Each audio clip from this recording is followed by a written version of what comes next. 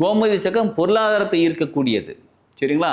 அதே மாதிரி பால் சோழின்னு சொல்லுவாங்க. சோழின்னு இருக்கு பார்த்தீங்களா? சோழி கடலில் கிடைக்கக்கூடியது. சோழியும் மகாலட்சுமிக்கு உகந்தது. அதுவும் பால் சோழிங்கிறது ரொம்ப ரொம்ப முக்கியமானது.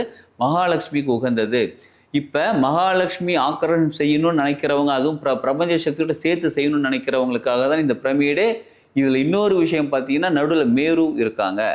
மேரு எப்படிப்பட்டவங்க அப்படின்னா, எக்கச்சக்கமான பிரபஞ்ச சக்தி இருக்கக்கூடியவங்க, நல்ல சக்தியை மட்டும் அவங்களை சுற்றி வச்சிருக்கக்கூடியவங்க. இதில் இந்த அதை தவிர இதில் விநாயகர் கண், பிள்ளையார் கண்ணு சொல்லுவாங்க பாருங்கள். ஒரு செடியிலேருந்து வரக்கூடிய ஒரு ஒரு கண்ணு மாதிரி இருக்கும். ஒரு ரெட் கலரும் அதே மாதிரி இங்கே பிளாக் கலரும் இருக்கும். கண்ணு மாதிரி இருக்கும்.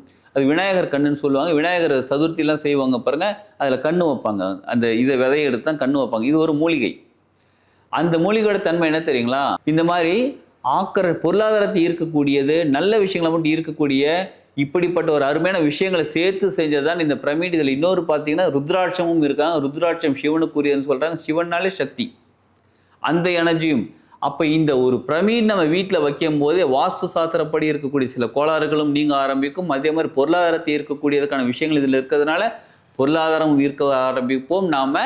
அது மட்டும் இல்லாமல் இந்த மேரு இருக்காங்க பாருங்க, இயற்கை சக்தி, பிரபஞ்ச சக்தி, அந்த தெய்வீக ஆற்றல், தெய்வீக சக்தி, அதையும் அவங்க ஈர்ப்பாங்க.